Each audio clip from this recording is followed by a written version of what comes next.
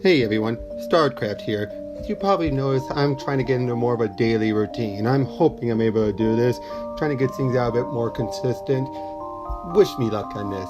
Today, I'm going to be doing a new Talks from the Multiverse, where I'm talking about an epiphany I just had recently while reading through the most recent issue of Doomsday Clock. And I just realized Geoff Johns with Doomsday Clock and also Sean Gordon Murphy with Batman the White Knight have given prime examples of how to write politics in comic books these days that so many writers have been neglecting or just choosing to forget and not follow. Let's look back at how comic books used to be and politics in comics used to be handled.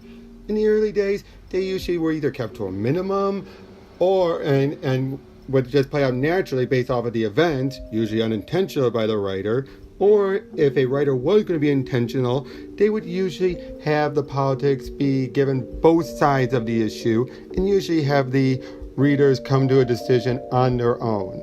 Sometimes the writer might be a little heavy-handed, depending on where they swing, but they usually were still like, nope, I should give the other side a chance to argue. Even if in the end, it could be possible the wrong side had won, even though the heroes did win out. It's all up for the readers to make their decision, not the writers.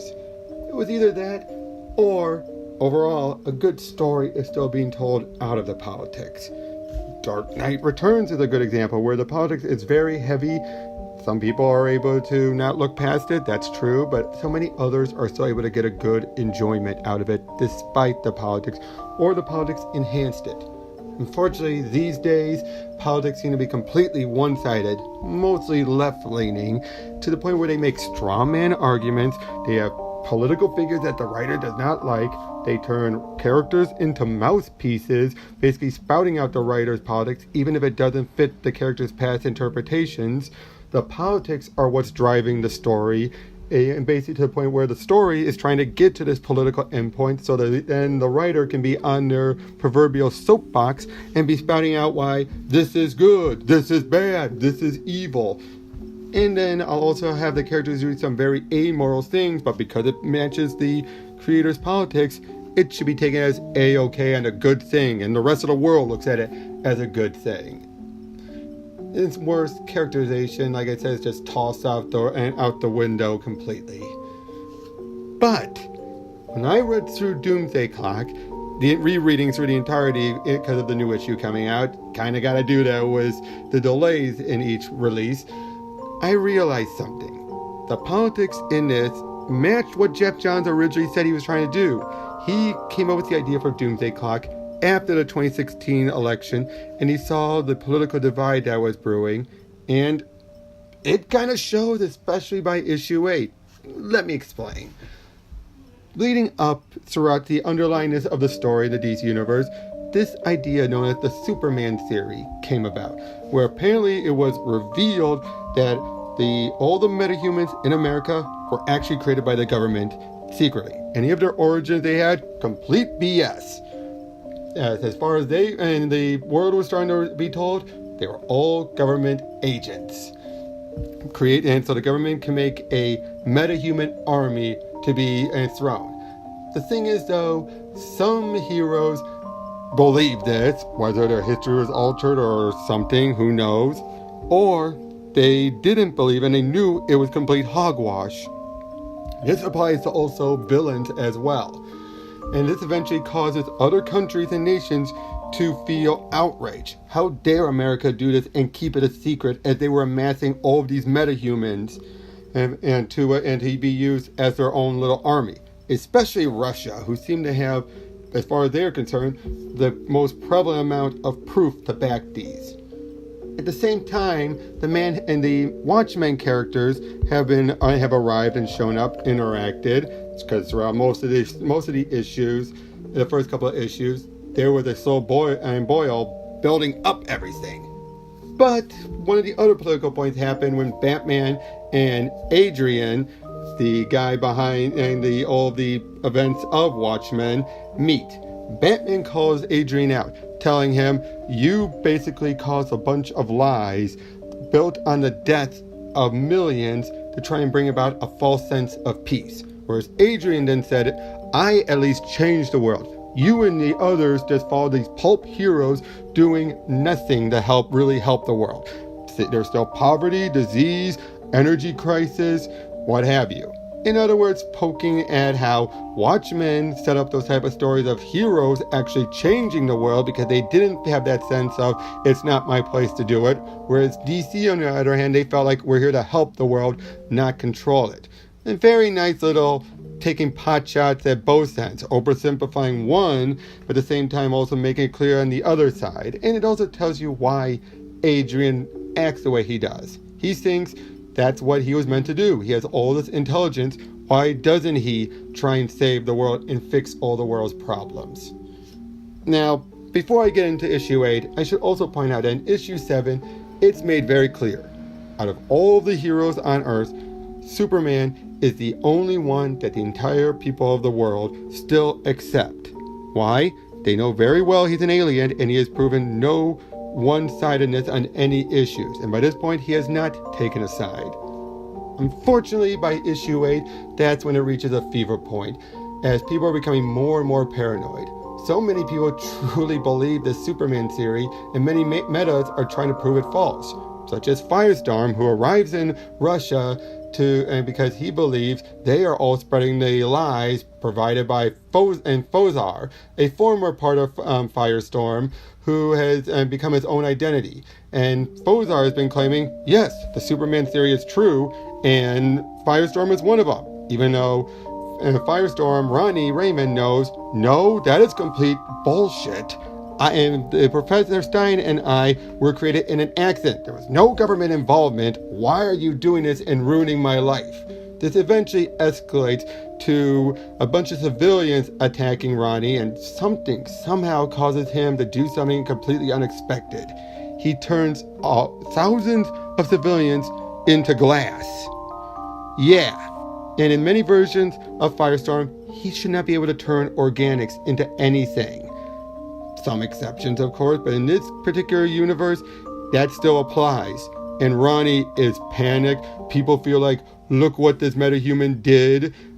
Everything is starting to become in an uproar. Superman, knowing Ronnie's origin just as well, and now realizing just as much how much all this Superman theory is bullshit, flies over, eventually finds Ronnie, helps him find a way to prove that and prove his innocence, and help him turn one of the innocents, turn the glass back to normal. And then Superman, he then goes before as President Putin and Vladimir Putin. Yes, they actually utilize Vladimir Putin in this, is giving a speech saying how this is an outrage, among other things. Superman shows up and Fozar is about ready to tell me where Firestorm is, but Putin actually walks up and says, that's enough, Fozar. Superman and has shown that we can all trust him. In other words, Putin's basically saying, let the man speak, because he has not chosen a side. Unfortunately, Superman has shown that he has made a side, and he's trying to speak on Firestorm's behalf. This rightfully causes Putin to think, wait a minute now, this is not right. We have evidence that the Superman theory is true. We have all of it. And look at what Firestorm had done. And you are expecting us to just believe him, and he gets cut off as Firestorm shows up, causing things to escalate further. Multiple sides are reacting because of everything that's been building, and it eventually ends with Manhattan causing an explosion to occur. And then the final bonus pages reveal that 3 Metropolis newspapers were very quick to just throw Superman right under the bus entirely, matching today's news headlines as well, how people can build up, have all of this trust, all for one little thing or one big thing that was an honest mistake, cause it all to be taken away from them. The only newspaper that still hold any truth and solid journalism is, of course, the Daily Planet, basically stating how they are trying to figure out what is going on. Right there, in those examples of politics and comics, Jeff Johns was able to do, and to not only use it to add depth to the story, much like the original Watchmen did decades ago, but he did so in a way that shows why both sides reacted. He didn't make anyone an over-the-top straw man. Hell, he kept Putin an actual man, whereas anyone else would have made him a one-dimensional, over-the-top caricature. In fact, DC sent a copy of the book to Russia to see if they can get approval of Putin's portrayal. This eventually bit him in the ass, as the people over in Russia were able to leak that PDF file a week early, but it didn't seem to affect sales that much. It's much like how things are going on in today's politics, though, when you look at it. That there's one side, whichever side you believe in, that has, as far as they know, all the facts, and they look at the other side that's either having lies told to them or just being bald-faced liars themselves. And both sides are just intervening and meeting at the middle, ready to just duke it out because someone somewhere is pulling the strings.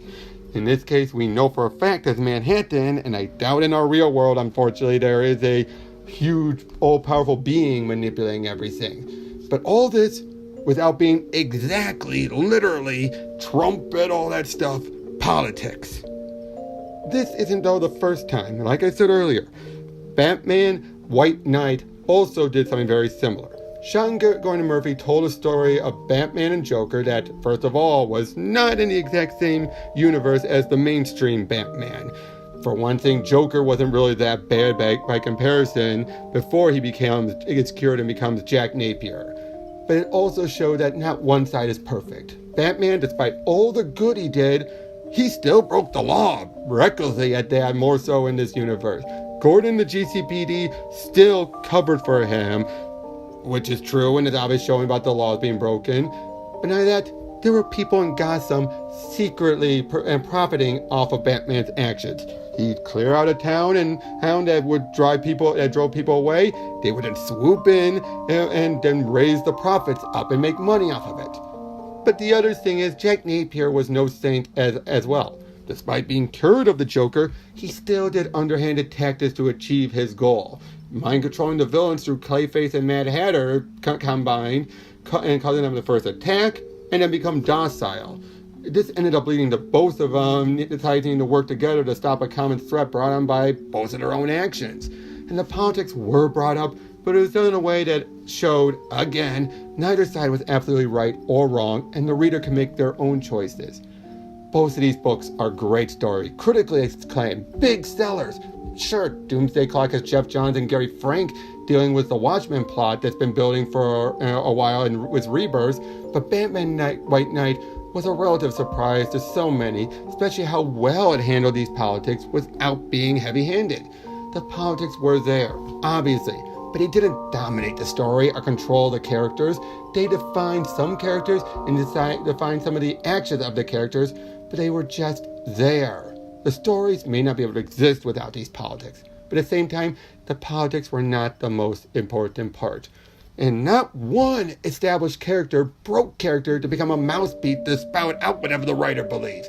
Not one character was treated as the definite bad guy purely because of their politics. Every character's decisions made sense, either because it's what they would do, or it's what the events of the story, politics and all, would lead for them to act in that way. This is how politics should be handled. Marvel and some at DC should take notes and see how well received these books have been and ask themselves, hey, maybe they have a point here. Unfortunately, I doubt it. Many of them have already shown how major ideologues they are, and the current political climate, they would never do this without compromising themselves or causing their more extreme brethren or sisters or whatevers to go after them if they didn't toe the line. Fortunately, Sean Gordon Murphy was able to build himself up and ignore any of the backlash, and Jeff Johns is a big enough name that they're not going to try and touch him over something like this. But yeah, that's basically what I want to talk about. This is what people, Comicsgate or otherwise, have been wanting. Good stories with politics that complemented it, that helped add flavor to the story, but wasn't nothing but politics, politics, politics, politics, my this, my that, my agenda, whatever. None of that. So, that's all I wanted to say. I hope you guys got a lot out of this. Thanks again, and next time, I do have another video planned up.